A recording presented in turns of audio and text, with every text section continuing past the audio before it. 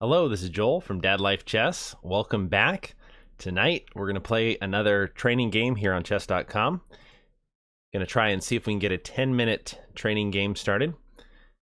Hope you're having a wonderful week. Hope you had a great Valentine's Day. Happy Valentine's Day to all of you. Hope you were able to do something special for your Valentines, as we are experiencing kind of a unique time here in 2021. Got my hot tea tonight. Kids are in bed, so we'll see if we can get a 10-minute game going here. I've had a hard time finding an opponent. I tried a little bit earlier. Perhaps there's not as many playing 10-minute games tonight.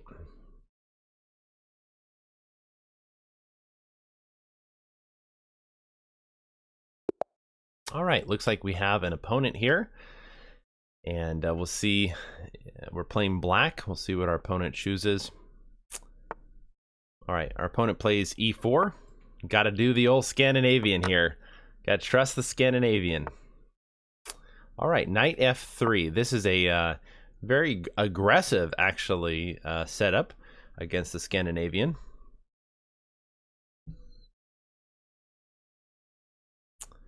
And our opponent recently joined chess.com.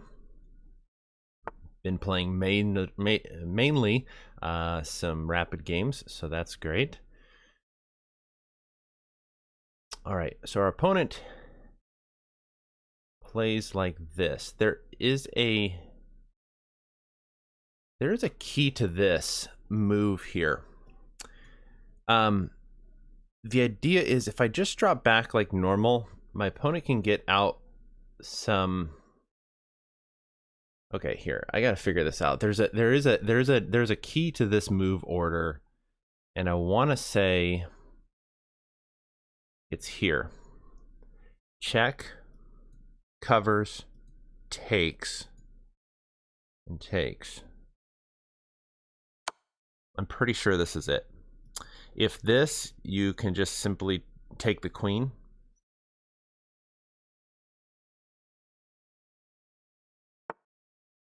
Yeah, pretty sure this is the way it goes. And then here. Okay, yeah. Pretty sure this is it. So the idea is my opponent probably, I was gonna say my opponent probably is going to play bishop e3, and I can simply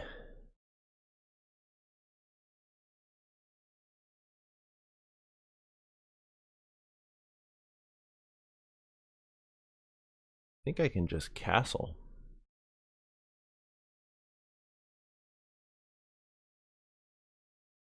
Let's do this. And we'll castle.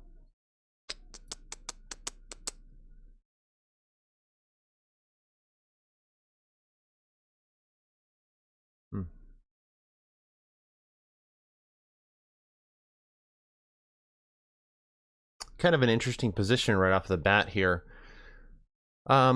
Queen takes a castle. My opponent is on a7. My question is can I somehow trap the bishop? But it gets kind of dicey when my king is already on the king side. I might actually look into perhaps fianchettoing my bishop. Okay, so takes there. Has ideas of this. I don't mind this. I'm just gonna develop my pieces. Have ideas of this. My opponent goes here. I'm not too worried about that, actually. I would maybe consider just playing centralize my queen, attack. That's interesting. That is definitely interesting. That is definitely interesting. My opponent wants that. Okay, so I'm going to castle. Yeah, I'm going to simply castle.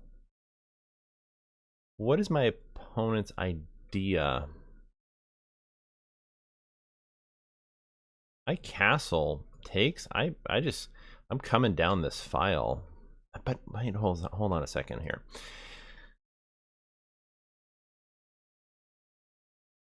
Let's say I play here. Am I threatening anything? No, I'm just going to castle. Okay, so then now I have ideas. If this, I'll simply take back this way, open up for my bishop. Oops, open up for my bishop.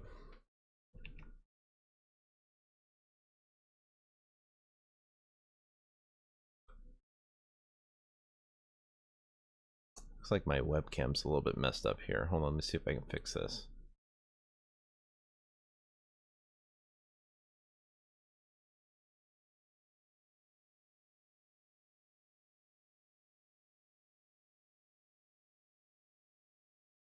My head is not as huge now all over the screen, so the audio visual technical stuff is a learning process for me, that's for sure. Matter of fact, just even learning OBS was quite a thing. It looks like my opponent has disconnected. Hopefully my opponent doesn't give up on this game and plays through. Perhaps the internet connection is bad. It says member is offline, whatever that means. This, yeah, I don't know what's happening with my opponent. Perhaps they're playing on their phone, and I've had this happen before. Sometimes you get a phone call and you have to exit out of the app real quick and hopefully finish the phone call before. Okay, my opponent is back, and looks like they're taking. Okay, good stuff. So my opponent has taken here. I'm going to take back. This opens up for my bishop. Bishop's able to develop, and I can get my rooks on the open E file. Definitely like this idea. And rooks here, I don't mind that necessarily. This is interesting.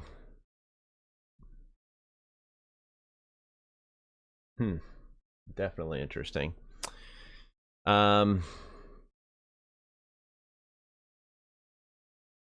Now I'm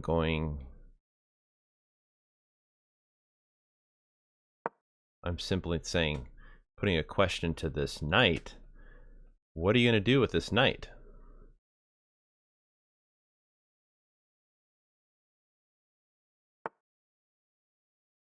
Okay. How do I put more pressure on that knight, and how does my opponent get out of this? That is a good question. Oh, I got an idea. That's kind of a dicey situation. Oh man, my opponent is just, that's dropping. That's dropping. That's a piece. That is a piece. I duca. And I have really good position for my rooks. This doesn't look too good for my opponent. Not even a little bit. And if my opponent goes here, I have this. Oh, sorry, my opponent goes with the rook. Okay, yeah. All right. Well, okay, my opponent resigns. That was an interesting game. I'm kind of tempted not to post this game, but let's see what we can learn from it. Let me go back through. Yeah, my opponent was a provisional rating. Look at that. Okay, it's kind of interesting. My opponent was, if you remember in the game, was over 2100 and then dropped down to 1963. So my opponent has played very few games. So I don't feel that great about the game. It doesn't seem like my opponent played incredibly well, but let's see what we can learn from it, and perhaps it will be instructional of some sort. Who knows? Okay, so my opponent played the Scandinavian. When he played E4, I played Scandinavian, I should say. This line right here is actually, I think even John Bartholomew said it's one of the most underrated lines, because white wants to ultimately get the big center with d4 and c4, and really by playing knight c3, even though it is the most common move in this position, and chasing the queen, you block your c-pawn, and by playing knight f3, it allows white in the right time.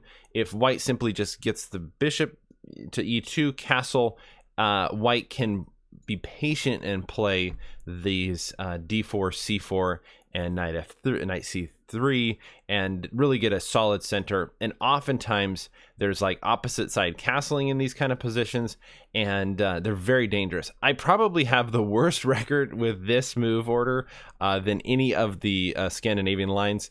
I find it very difficult to sometimes play against, but my opponent didn't exactly play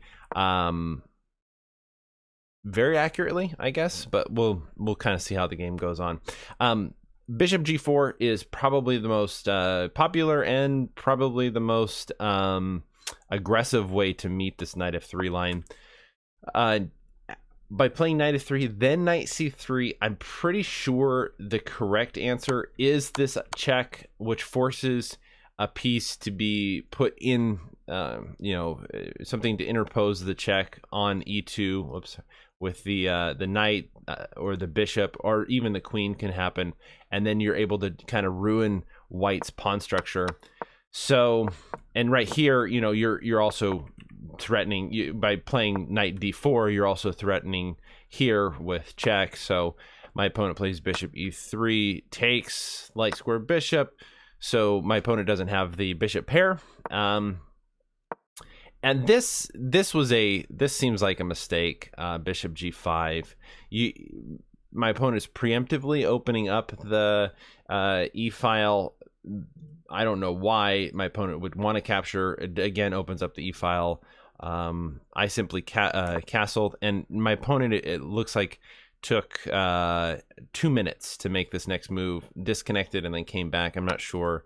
Perhaps my opponent was distracted or something like that.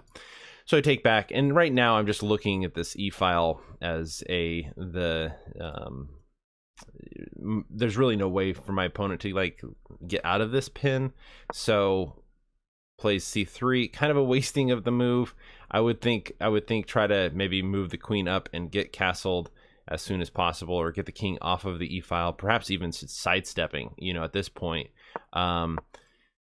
But my opponent plays here. My idea was I could even do something like this. Obviously can't. I mean, queen. If I play bishop f4, queen takes, and then that's mate. So you can't do that. Then my opponent castled. That's just unfortunate for my opponent. And then this right here, and then resigns. So, okay. Well, let's see what let's see what the engine says, see if there's anything that we can learn, and who knows, I may I'm still debating whether or not to post this or not, because I don't know if it's fair in the sense that I think my opponent is provisionally rated. I'm going to go ahead and check my opponent's profile once again, and it looks like my opponent's only played seven games, 7 rapid games, and Blitz has played 7 Blitz games. So that's kind of maybe not the best example there, but anyway. So let's see here. Let me go ahead and switch the camera here real quick. All right, and let's switch the scene. That seems like it's working good. Yeah, great win. You saw your chance and took it. Thank you, chess.com. Probably not the most instructional game. Play principle chess. I think we can learn that from this game. So takes. I'm kind of curious the opening here. I'm just the opening book here. Let's see. Bishop g4, knight c3. So right here,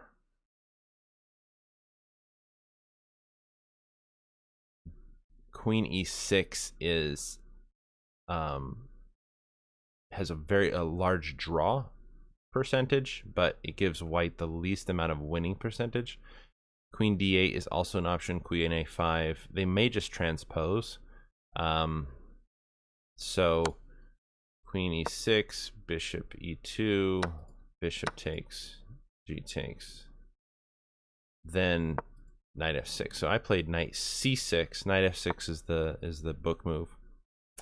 But let's go ahead and look at the analysis here. Okay, so after knight c3, the computer does recommend queen e6, and I think that is the line. Yeah, I'm pretty sure there's something. This is what I wanted to see. I'm pretty sure if I go queen d8, there's a line.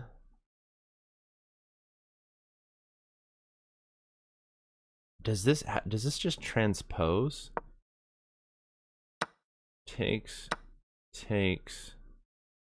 c6, stopping this. Oh, yes. Kind of messing up my development plans. Knight d7, d4, dun, dun.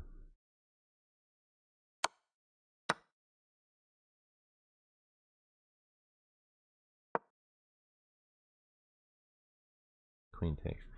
This may just transpose. I don't know if there's a way for...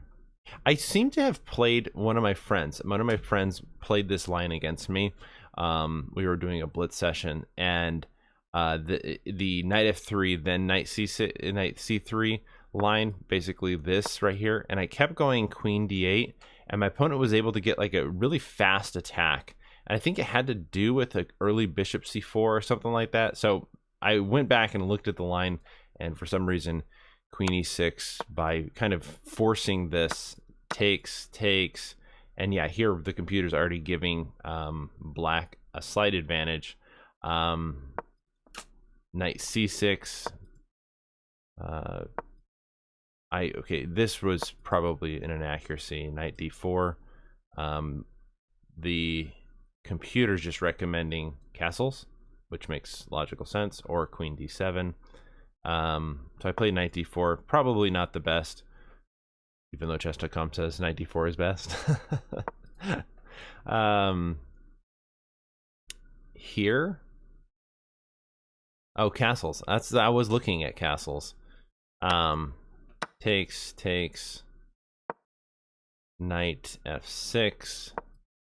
This was a mistake. Yeah, this as we thought in the kind of the post-game review, bishop g5 seemed to be a mistake. Castles. Ooh, castles is my inaccuracy. What is it? Why is it saying? Okay, interesting. Right here, when whatever engine chess.com uses, I think it's Stockfish 12 or something like that, or Stockfish something, saying g6 as well as castles, but the analysis, when it did it, it said queen d5. Queen d5 is an interesting idea. It's a double threat, and you would almost think that, let's say takes, that seems like it might be a mistake. I can do an intermezzo move, in between move. That's classy right there. That is classy. And you could actually just take here. Takes. This is coming out. Wow, yeah. And black is just up a pawn. No real compensation. So that's an interesting line. Queen d5 might have been a better idea. So I castled, and my opponent takes, which definitely seems like a mistake. Yeah, e takes. That everything's coming down the e file. Rook e8. This is definitely computer's best move. Queen d2. Oh, interesting. g6 is recommended. So, like, let's say my opponent plays h4. bishop h6 is coming. That's the same idea. That's the same idea. I can just still take there. Queen d1. Yeah, this is not good. This does not look good for white. So I play bishop d6. Same kind of idea. I can come out here. Then my opponent castles, but at that point this is over. I mean, there's no... My opponent at this point made the best move, resigns. So not a huge amount of takeaways from this game. My opponent blundered early. I think my opponent is a recent joining recent member on chess.com, so probably played some games early on and got a pretty good rating, and then still in that provisional stage where you're up and down huge amounts of points. But anyway, hopefully this was helpful in some way. Sometimes it's nice to get a quick and easy win. Boosts the confidence a little bit. But thanks so much. Hope everybody had a wonderful day. And again, happy Valentine's Day. Hope you were able to do something special for your Valentines. And we will see you guys next time on Dad Life Chess. Thanks so much. Have a wonderful day.